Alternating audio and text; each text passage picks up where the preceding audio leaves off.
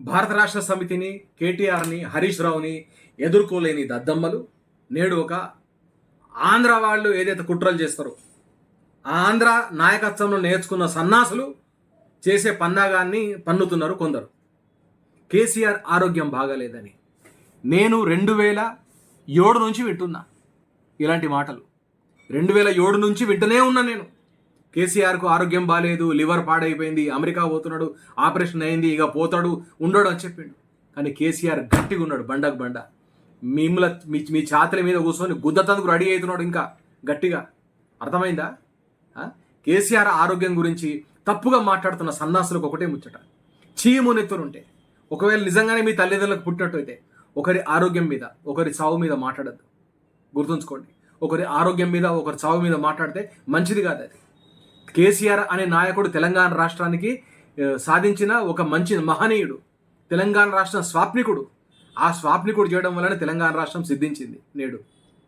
అటువంటి నాయకుడి మీద సీమాంధ్ర మీడియా స్క్రీన్ షాట్లు పెడుతూ సీమాంధ్ర మీడియా తొత్తులు వాళ్ళ సంకలనం నాకుతున్న కొందరు సోషల్ మీడియా నెటిజన్లు అబద్ధాలు ప్రచారం చేస్తున్నారు. సిగ్గుపడండి మీరు. కేసీఆర్ని ఎదుర్కొనే దమ్ము లేక, కేసీఆర్, కేటీఆర్, హరీష్ రావులని ఎదుర్కొనే మీ దగ్గర చావలేక, ఈ కేసీఆర్, కేటీఆర్లు కౌంటర్లు ఇస్తే మీరు ప్రతి జవాబుగా మీరు ఇవ్వలేకపోతున్నారు. అందుకొరకే వ్యక్తిగత దాడులకు దిగుతున్నారు. మీ బతుకులు మన్నోవాడ. మీరు మనుషులా? అసలు మీకు మానవత్వం ఉన్నదా? ఒకరు చావు కోరుకుంటారా మీరు? మీ ఇళ్ళలో ఇట్లా చేస్తారా మీరు? ఒకసారి నేను ఇట్లా పోస్ట్ పెట్టినా అని చెప్పి మీ అమ్మకో, మీ నాన్నకో, మీ అయ్యకో, మీ తాతకో చూయించుండ్రు. ఇట్లా మేము ఇట్లా పోస్ట్ పెట్టిన నోట్లు మూస్తారు మిమ్మల్ని వాళ్ళు. పద్ధతిగా ఉండండి. కౌంటర్లు ఇస్తే కౌంటర్లు ఇవ్వండి. మీకు దమ్ము లేదు. కేసీఆర్ మాకు నేర్పిన క్రమశిక్షణ అది.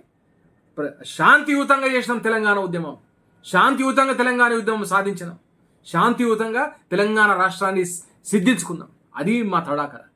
ఇట్లా ఒకరు చావు కోరి ఒకరు దోఖాల్లో పడాలని ఆలోచించాం. ఎటు చూసినావే పోస్ట్ కనబడుతున్నాయి. రేవంత్ రెడ్డి గారు ఆయన మాట్లాడుతున్నాడు కాబట్టి సేమ్ అంతే, ఆయన శిష్యుడు అంతే ఉన్నారు. దాంట్లో ఏం మార్పు ఉండదు. కానీ తెలంగాణ ప్రజలు నవ్వుకుంటున్నారు మిమ్మల్ని చూసి. ఇటువంటి వాళ్ళు ప్రభుత్వంలో ఉన్నారా అని. కనీసం మారండి మీరు. మారకపోతే మిమ్మల్ని రానున్న రోజుల్లో తెలంగాణ ప్రజలు హేయించుకుంటారు. మీరు ఇచ్చిన హామీలను నెరవేర్చండి. మీరు ఇచ్చిన ఏవైతే స్కీములు పెట్టారో అవి కంప్లీట్ చేయండి. అంతే తప్ప కేసీఆర్ ఆరోగ్యం బాగాలేదు, కేసీఆర్ యశోదలో ఉన్నాడు, కేసీఆర్ అక్కడ ఉన్నాడు, ఎక్కడ పోలేదు. మీ భరతం పట్టడానికి సిద్ధమవుతున్నాడు. మిమ్మల్ని ఒకటొక నిలదీయడానికి కేసీఆర్ రెడీ అవుతున్నాడు. మిమ్మల్ని బజార్ నిలబెడతారు. కొన్ని రోజులు ఆగండి. ఒక్కొక్కరిని ఎంత దీనమైన స్థితి అవుతుందో మీరు చూడండి. కేసీఆర్ నేను చాలా సంవత్సరాలు చూస్తున్నా. ఆయన నిశ్శబ్దంగా ఉన్నాడంటే పెను తుఫాన్ రాబోతుంది. యాది పెట్టుకోండి. అర్థమైందా మీకు? కేసీఆర్ ఆరోగ్యం విషయం, కేసీఆర్ని వ్యక్తిగతంగా మాట్లాడడం చాలా తప్పిది. కాంగ్రెస్ పార్టీ వాళ్ళు ముందు ఈ విషయాలని సెట్ చేసుకోవాలి వాళ్ళు.